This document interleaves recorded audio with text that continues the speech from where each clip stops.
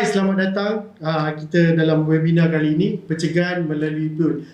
Saya Fitri daripada Majlis Malaysia. So hari ini kita ada dua tetamu jemputan. Di sebelah kiri saya, Dr. Khairin Irwan daripada Malaysia Society for HIV Medicine dan Ed daripada Pekerja Kesihatan Komuniti Jejaka. So sebelum kita mulakan, izinkan saya untuk perkenalkan tetamu jemputan kita yang ada di sini. Kita mulakan dengan Dr. Khairin. Okay. Terima kasih Fitri. Assalamualaikum dan salam sejahtera. Nama saya Dr. Khairil. Saya merupakan pakar perubatan penyakit berjangkit dan juga setiausaha Persatuan Perubatan HIV Malaysia ataupun MASHM.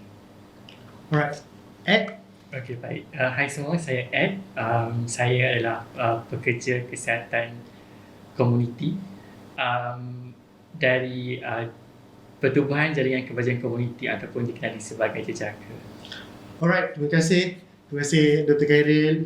So sebelum kita mulakan seperti yang kita ambil tahu dalam kebelakangan ni sejak seminggu, 2 minggu yang lepas, amat hangat sekali topik tentang PrEP. So hari ni kita bawakan Dr. Khairil untuk kita bertanya sendiri macam mana pil PrEP itu berfungsi untuk menghalang daripada terkena jangkitan HIV. Alright, so saya mulakan dengan Dr. Khairil. Boleh tak doktor ceritakan sikit tentang PrEP ni? Apa PrEP ni sebenarnya? Okay, so PrEP ni is actually short form lah for kita panggil pre-exposure prophylaxis.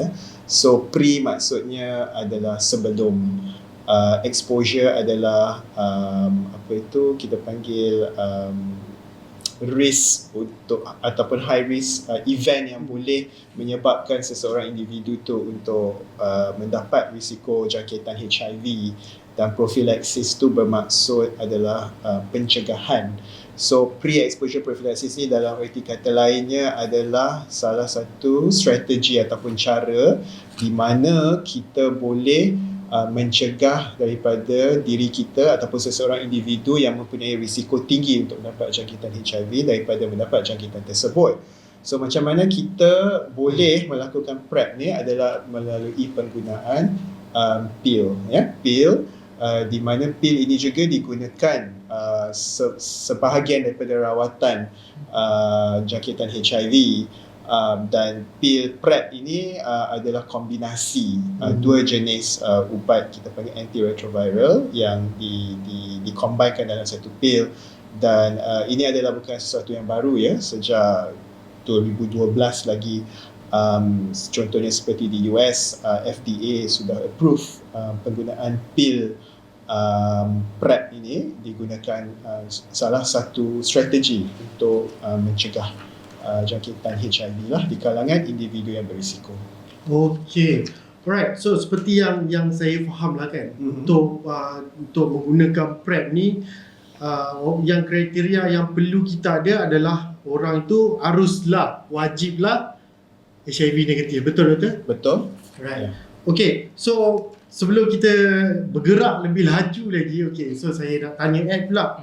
Okay, sebagai seorang PKK kan Ed, di Jejaka, apa pendapat Ed mengenai projek pemberian PrEP secara percuma ini? Adakah ia satu kaedah daripada MOH untuk kita bergerak ke depan, atau apakah projek ni adalah untuk just sekadar untuk memberi saja? So apa pandangan Ed tentang ni? Okey, baik. Terima kasih Fitri. Sebelum ni kalau kita tahu PrEP memang telah ada dekat Malaysia. Dan juga ada beberapa kajian juga yang dilakukan Malaysia. Tapi sebelum ni PrEP kita hanya boleh dapat dekat klinik swasta saja. Maksudnya kita kena bayar untuk kita dapatkan PrEP. Kalau kita tengok statistik, 45% daripada jangkitan HIV baru dekat Malaysia daripada kalangan umur 20 sampai 29. Maksudnya ada antara mereka ini yang masih lagi pelajar dan kurang berkemampuan untuk dapatkan PrEP, untuk nak beli. Okey, dia orang tahu PrEP ada tapi kena beli.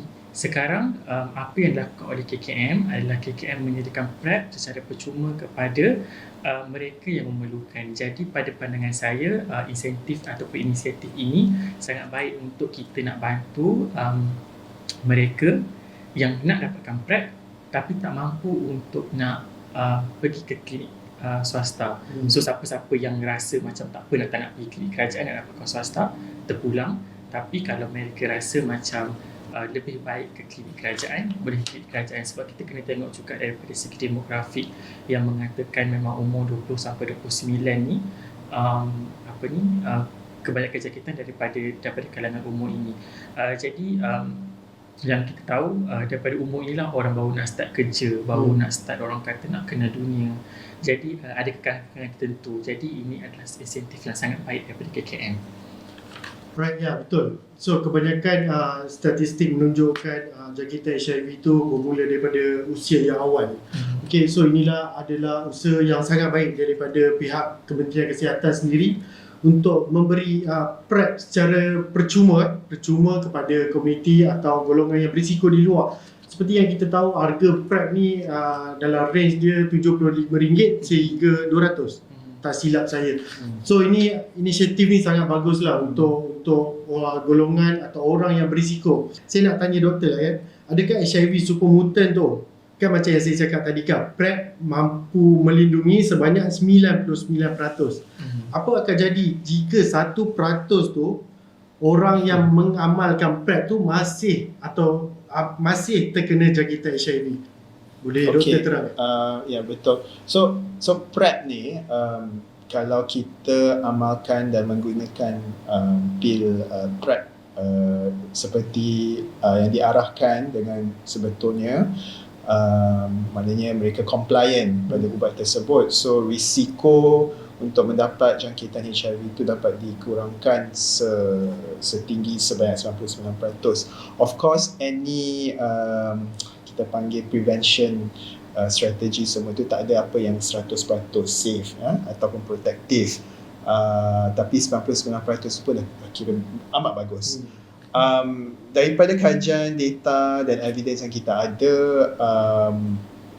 daripada segi, kalau kita risau daripada segi resistance disebabkan memakan ubat PrEP ini untuk mendapat HIV resistant strain tu memang tak ada lah. Kebanyakannya pun dos yang macam start on PrEP and then eventually dapat tahu yang dia ada jangkitan HIV pun, kebanyakannya mereka memang sudah dijangkiti HIV sebelum memulakan PrEP.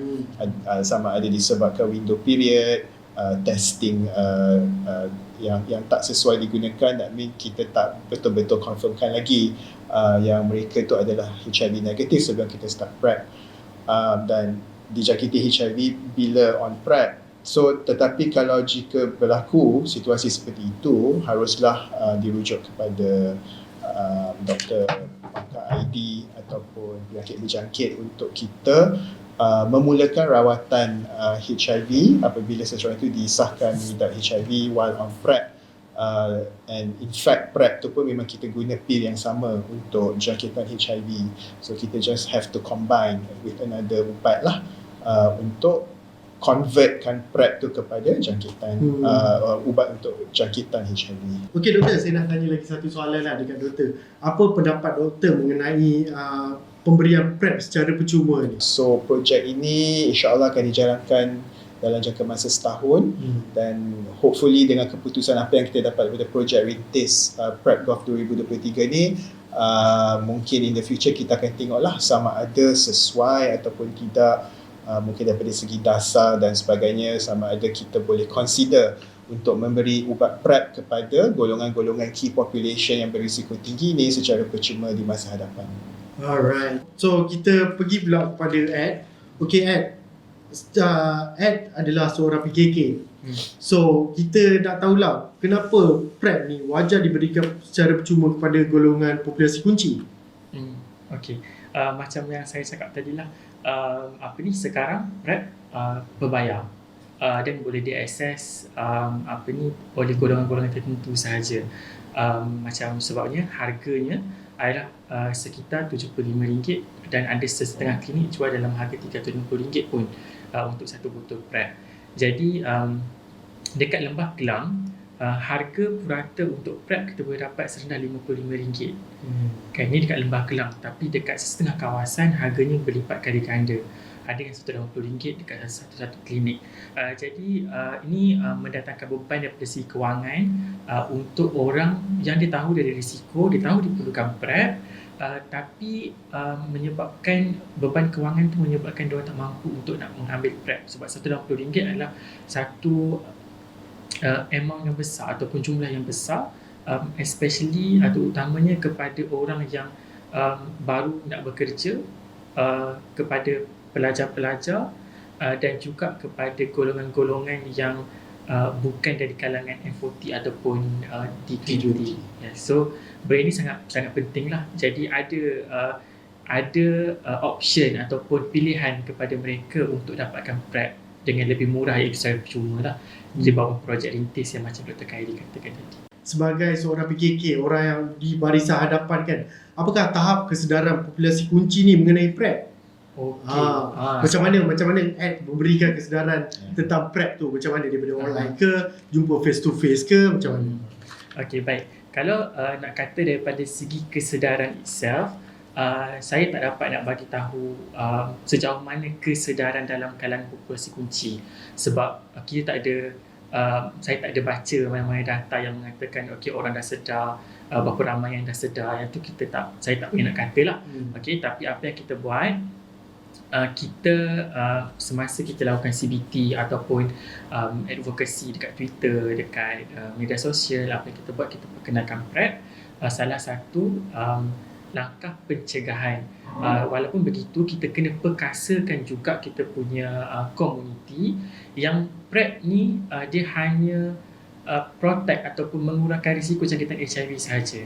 Sebab tu kita masih sarankan penggunaan kondom bersama-sama dengan PrEP. Sebabnya kita tak nak nanti orang makan PrEP sebab diingatkan dia dapat lindungi daripada semua penyakit.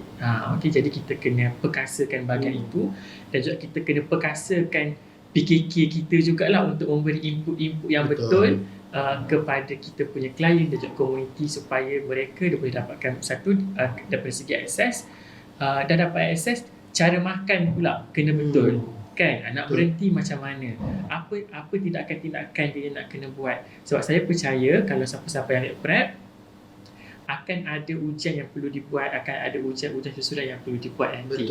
Yang ni kita nak kena orang kata kena melihat, dan juga kita kena empower kita punya komuniti lah. Betul kan, takkan kita pergi klinik je, okey saya nak PrEP, cuma takkan terus bagi PrEP kan. So kita tanya pula kepada Dr. Khairil, so sebab apakah proses individu untuk mendapatkan PrEP, apakah proses dia, macam contoh kena buat ujian darah ke, kena buat ujian HIV dulu ke, buat ujian STI ke kan. So macam mana proses dia, Doktor? So secara umumnya lah ya, untuk sesiapa yang datang jumpa dengan doktor untuk minta PrEP ya, basically first kita kena assess daripada segi sejarah riwayat pesakit lah. Basically kita kena tahu dia punya risiko, whether daripada golongan key population, risiko untuk mendapat jangkitan HIV itu. Dan basically kita juga tengok daripada segi masalah kesihatan lain, sepertinya jika ada masalah penyakit lain sepertinya katakan kencing manis ke, masalah buah pinggang dan sebagainya, dan kita kena tengok sama dia ada makan ubat-ubat lain tak untuk penyakit-penyakit lain. Tapi kebanyakannya siapa yang datang minta PrEP daripada kita adalah golongan muda lah, macam seperti Ed cakap. Sebab sekarang ni kalau kita tengok landscape jangkitan HIV kes baru di negara kita dah shift daripada di kalangan pengguna yang menggunakan jarum suntikan dadah, dan sekarang ni kebanyakannya majoriti adalah daripada jangkitan secara sexual transmission dan golongan yang muda. So kebanyakannya mereka tak ada penyakit lain lah. So mereka selalunya fit and well. So datang untuk PrEP. So apa yang kita perlu tahu, kita kena pastikan dia punya risiko tu. And then nombor 2, kita kena pastikan, first of all, pastikan mereka adalah HIV negatif. Maknanya kena buat ujian darah, saringan HIV, pastikan mereka betul-betul HIV negatif. Dan kita akan buat ada beberapa ujian darah lain seperti untuk check dia punya fungsi buah pinggang, dan juga kalau ada jangkitan kelamin ataupun STI yang lain, kita perlu rawat. Dan juga untuk mengetahui status jangkitan contohnya seperti hepatitis B dan hepatitis C. Lepas tu bila kita dah assess dan tahu yang mereka ada risiko tinggi untuk mendapat jangkitan HIV dan ujian darah semua okey, and then kita offer PrEP. Okay. Sebab PrEP ni kita ada dua cara lah nak makan. Sama ada kita makan pil tu untuk setiap hari ataupun kita boleh advise untuk makan pil tu di kita panggil event driven dosing, maknanya dia boleh blend, dia boleh blend, dia boleh plan bila akan ada terjadinya aktiviti risiko tinggi untuk mendapat HIV tu, so dia boleh plan makan ubat mengikut waktu yang disarankan oleh doktor. Dan dia kena pastikan dia perlu datang untuk monitor darah, pastikan dia makan ubat dengan betul, so at least sebulan lepas tu dan 3 bulan seterusnya, dan pastikan mereka kena membuat ujian seperti yang disarankan oleh doktor lah. Itu saja. Right, so bila dah lulus segala ujian tu, mesti dia dapat PrEP, betul? So kita nak tahu pula kalau ada side effect daripada PrEP tersebut. So boleh doktor terangkan kalau ada side effect apa-apa ke untuk orang yang ambil PrEP ni? Okay. So PrEP, pil PrEP ni, so basically nama dia lah ya, kita panggil tenofovir M3citabine. So dua jenis ubat yang di-combine jadi satu pil. Ataupun setengah orang tahu ubat tu kita panggil Tenofm dan sebagainya. Secara umumnya, generally ubat PrEP ni adalah selamat. Side effect kalau ada pun mungkin pada peringkat awal bila start makan ubat, ataupun kita panggil start up syndrome. Maknanya dalam peringkat awal, mungkin dalam beberapa minggu dia baru start makan ubat tu, segelintir individu akan mengalami rasa-rasa mual, muntah, loya, sakit perut dan sebagainya. Lepas tu selalunya akan hilang. So kita panggil start up syndrome. Tapi generally it's very safe. Side effectnya tak ada yang serius. Kita tahu ubat tenofovir M3citabine yang kita gunakan untuk PrEP ni dalam jangka masa boleh kadang-kadang menyebabkan kemerosotan daripada fungsi buah pinggang, daripada segi tulang rapuh, osteoporosis dan sebagainya. Tetapi itu adalah jangka masa yang panjang, dan side effect tu pun hanya lebih signifikan kalau katakan memang seseorang individu, katakan daripada segi masalah buah pinggang, hanya kepada individu yang memang daripada awalnya memang sudah ada kerosakan pada buah pinggang ataupun umur yang lebih lanjut. Tapi generally kalau orang tanya PrEP ni safe, tak ada side effect, I would say generally memang safe lah, tak ada masalah. PrEP selamat ya. PrEP sangat selamat. And one more thing, sorry, PrEP ni ialah kita tak makan seumur hidup.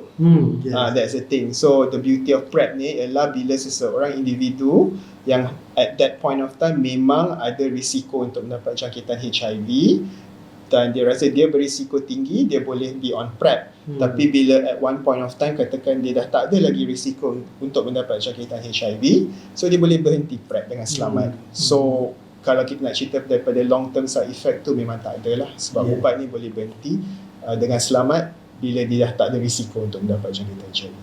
Ya, betul. So PrEP ni hanya digunakan bila kita rasa diri kita ni rasa terdedah kepada HIV. Seperti yang kita tahu, kalau orang yang dah dijangkiti HIV tersebut, dia perlu makan ubat seumur hidup. Sebab kita di dunia ni kita tak ada vaksin lagi untuk HIV. Okay, so kita berbalik pula kepada Ed pula. Okay Ed, seperti yang kita tahu kan, Jejaka adalah merupakan NGO yang memberikan perkhidmatan mengenai HIV dan AIDS. Apakah usaha atau aktiviti Jejaka menyampaikan maklumat mengenai PrEP di kalangan komuniti? Baik. Macam yang saya kata tadi, setiap kali kita ada CBT ataupun kita buat testing, kita akan bagi tahu langkah-langkah pencegahan. Sebabnya kita bukan hanya buat ujian saringan semata-mata, tapi ada langkah-langkah pencegahan untuk kita nak kekalkan klien kita yang negatif untuk dikekal negatif. Okay? Dan mana-mana yang kita dapati reaktif, so kita akan refer untuk rawatan lah. Kan? Okay? Jadi apa yang kita buat, macam sekali tadi, untuk komuniti, sebabnya untuk Jejaka, komuniti target key population kita adalah daripada kalangan MSM, iaitu lelaki melakukan hubungan seks dengan lelaki, dan kebanyakan mereka berada di media sosial. Jadi target kita memang kita target ke media sosial, dan juga kita target ke dating apps. Contoh kata macam grinder, macam bloat. Okay, yang ni kita target dekat sini, dan apa yang kita buat adalah kita buat thread berkaitan dengan prep. Okay, kita bagi tahu cara untuk ambil prep macam mana. Macam sebelum ni, cara untuk menghalang daripada jangkitan HIV adalah dengan guna kondom. Guna kondom. Tiba dapat satu cara baru tentang PrEP kan. So ini dah adalah usaha yang baik daripada kerajaan dan pihak Majlis AIDS Malaysia sendiri. So kenapa bukan korang sendiri yang reach kepada PKK atau terus pergi ke klinik kesihatan untuk dapatkan perkhidmatan ini. Alright, sebelum kita tamat, kita minta sepatah dua kata daripada tetamu kita. So kita mulakan daripada Ed. Ada Ed, ada nak cakap apa-apa? Nak promote ke untuk komuniti dekat luar sana untuk dapatkan perkhidmatan kan daripada jejaka. So inilah masa dia. Thank you Bitri. Okay, kami di Jejaka, kami mempunyai ujian saringan yang komprehensif kalau kita nak compare dengan NGO-NGO lain, sebab kami menawarkan ujian saringan HIV untuk kit generasi ketiga dan generasi keempat. Kemudian kita ada kit untuk hepatitis B, hepatitis C dan juga sifilis. Jadi korang boleh reach out kepada kita orang, boleh check Jejaka Twitter Jejaka Health. Dekat situ kita ada senaraikan PKK atau petugas-petugas kesihatan komuniti yang boleh korang reach out dekat kawasan-kawasan yang berdekatan dengan korang. Tapi kalau rasa nak buat dengan saya pun boleh, tak ada masalah. Okay, dan juga yang paling penting adalah sebelum ni kita macam Fitri kata, sebelum ni kita langkah-langkah pencegahan kita bukan terhad kita fokus kepada abstinence, kita fokus kepada be faithful kepada kita punya pasangan, kita menggunakan kondom. Tapi kita tengok statistik tak turun-turun juga. Jadi mungkin dengan adanya PrEP secara percuma dekat klinik kerajaan dia boleh menurunkan statistik, dan korang kalau berisiko untuk dapat jangkitan HIV, silalah dapatkan PrEP secara percuma dekat klinik kerajaan. Boleh reach out kepada Jejaka Health. Alright, so kita pergi kepada Dr. Khairil. Dr. Khairil ada sepatah dua kata sebelum kita tamat sesi kita kali ini. Saya just nak bagi tahulah strategi untuk pencegahan atau pengurangan jangkitan HIV di negara kita ni, kita tahu di mana tak ada satu cara ataupun strategi yang berkesan untuk mengurangkan jangkitan HIV. So apa yang saya just nak bagi tahu ni, PrEP ni adalah basically to add on with apa yang current strategi yang sudah disediakan, yang sudah ada, yang telah dijalankan oleh Kementerian Kesihatan Malaysia dengan bantuan daripada Malaysian AIDS Council, daripada bantuan CBO dan sebagainya, di mana PrEP adalah salah satu langkah tambahan dengan existing strategi yang sudah ada untuk mengurangkan jangkitan, risiko mendapat jangkitan HIV di kalangan sexual transmission lah, yang seperti yang kita tahu sekarang itu adalah mode of transmission yang paling common sekarang di negara kita. So those yang memang rasa ada risiko untuk mendapat jangkitan HIV, ambillah peluang ini untuk kita akan roll out projek rintis PrEP Golf 2023 ni di 18 klinik kesihatan yang involve untuk datang dan get yourself evaluated, assess dan tengok sama ada if you fit to be enrolled, and then kita boleh kasih PrEP secara percuma untuk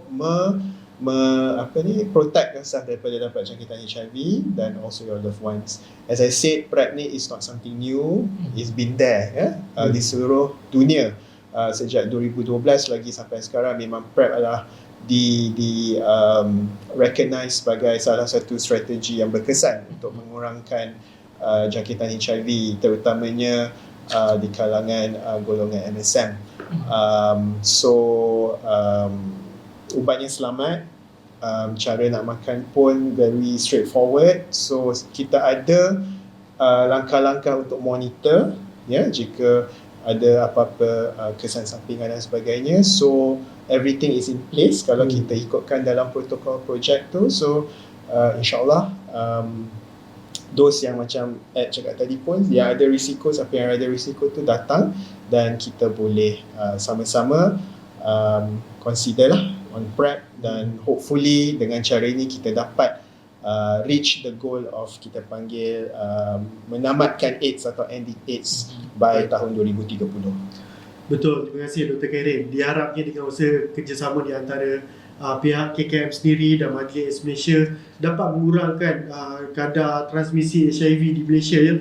PrEP ni pun bukan benda yang baru di Malaysia. Sebelum ni pun kita ada, cuma dia tak sepopular di negara lain. So kalau korang nak tahu pun, boleh je search je U equals to U atau Malaysia AIDS Council. Dekat U equals to U banyak sangat info mengenai PrEP ni. Follow je setiap hari. Dan siapa nak dapatkan servis atau perkhidmatan nak tanya, okay, malu ke nak reach NGO-NGO yang lain kan, pergi je dekat U equals to U, minta je pertolongan dorang, dan dorang akan directkan you dengan PKK yang sesuai. Alright, so sampai di sini saja kita punya forum kali ini. So harapnya dengan forum kali ini kita dapat memberi pencerahan lah kan, memberi pencerahan kepada viewers atau penonton-penonton di luar sana. So sampai di sini saja. Terima kasih. Bye bye.